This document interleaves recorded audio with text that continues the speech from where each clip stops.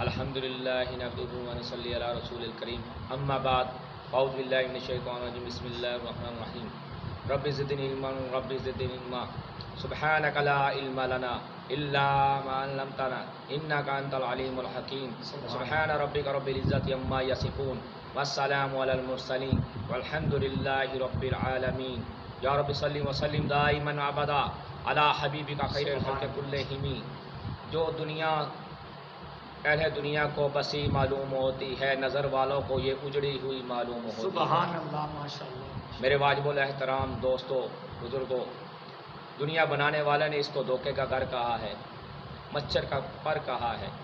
مچھر کے پر جتنی بھی اللہ کے ہاں اس کی قدر و قیمت ہوتی تو آج جتنے بھی نافرمان باغی ہیں ان کو ایک گھونٹ پانی کا بھی نہ پلاتے اللہ رب کی ذات۔ اللہ رب کی ذات ایسی ذات ہے جس ذات جیسی کوئی ذات نہیں، جس ذات جیسی کسی کی صفات نہیں۔ وہ خالق مالک رازق ہونے میں اکیلا ہے، اس کا کوئی شریک نہیں، کوئی وزیر نہیں، کوئی مشیر نہیں جس سے اس کو مشرے کی ضرورت ہو۔ وہ اپنی قدرت میں کامل اکمل ذات ہے، وہ صمد ذات ہے۔ صمد اسے کہتے ہیں جس ذات جیسی کوئی ذات نہ ہو، جس ذات جیسی کسی کی صفات نہ ہو۔ اللہ رب کی ذات کا کوئی وزیر، کوئی شریک، کوئی مشیر نہیں ہے جس سے اس کو مشرے کی ضرورت ہو۔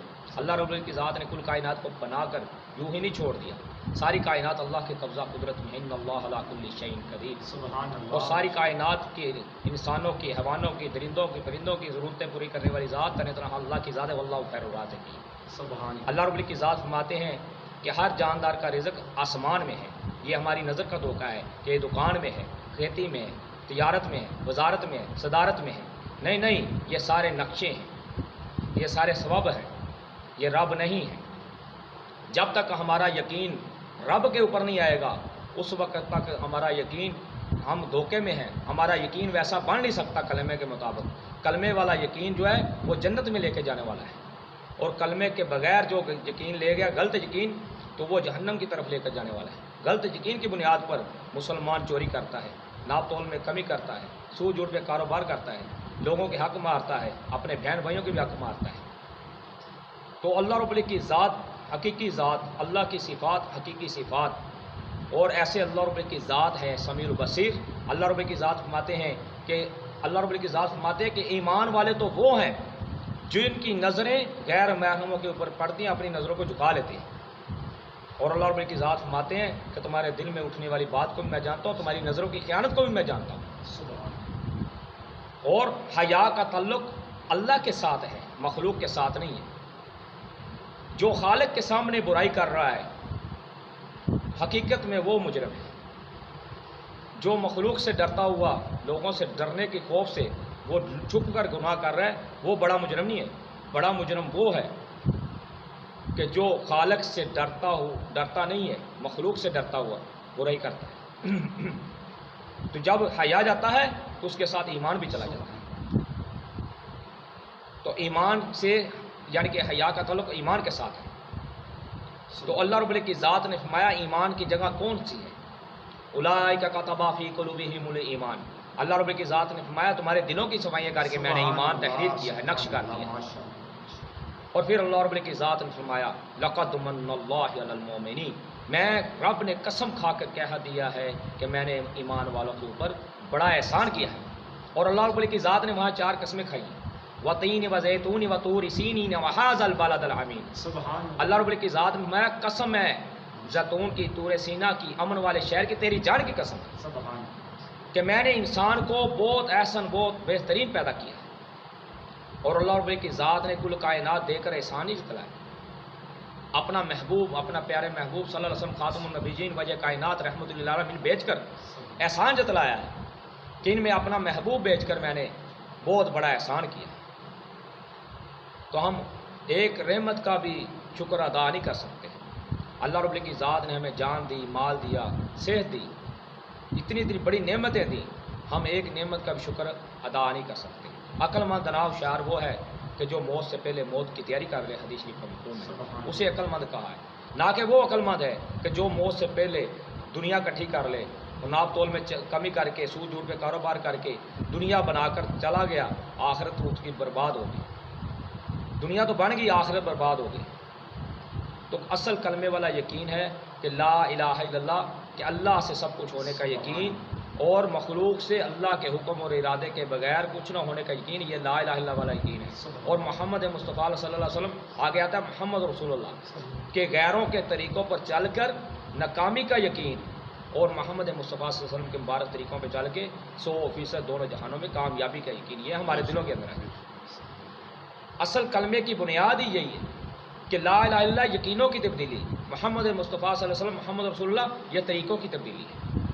تو کوئی بھی عبادت ہے، نماز، روزہ، حاجت کا صدقہ خیرات، اللہ کا حکم ہے، رسول اللہ صلی اللہ علیہ وسلم کا طریقہ ہے، تو پھر وہ عمل قابل قبول ہے۔ اگر اللہ کا حکم نہیں، رسول اللہ صلی اللہ علیہ وسلم کا طریقہ نہیں، وہ عمل قبول نہیں، مردود ہے۔ تو ہم اپنی زندگی قرآن و سنت کے مطابق گزارنے والے بن جائیں، اور قرآن و سنت کے اوپر تبھی ہماری زندگی آئے گی جب ہم ان اعمال کو سیکھیں گے، اور سیکھنے کے لیے اللہ کے راستے میں نکلا جاتا ہے۔ اس لیے بزرگوں نے ایک ترتیب بنائی ہے کہ اس کو 4 مہینے لگا کے اس کو سیکھ لیا جائے، سبحان اللہ، اور پھر اپنے مقام پر کیا جائے۔ پھر سالانہ چلہ ہے 40 دن، اور ماہانہ 3 دن ہے، سبحان اللہ، اور اپنی مسجد کا اور بیرونی گشت ہے، روزانہ کا مشورہ ہے۔ 2 تعلیمیں اپنی مسجد کے گھر کی تعلیم ہے، سبحان اللہ، اور شب جمعہ کا جوڑ ہے کہ وہاں جایا جائے، اللہ والوں کی مجلس میں بیٹھا جائے۔ یہ سارے کے سارے اعمال اس لیے بتائے ہیں کہ ہم 24 گھنٹے اللہ اور اس کے رسول کی فرما برداری میں گزارنے والے بن جائیں۔ سبحان اللہ، اور انسان کی بنیاد ہی شروع سے اللہ رب العزت کی ذات نے رکھی ہے کہ عبادت کے لیے۔ اللہ رب العزت کی ذات نے فرمایا انسان اور جن میں نے تو یہ اپنی عبادت کے لیے پیدا کیا ہے، تو میری عبادت کر۔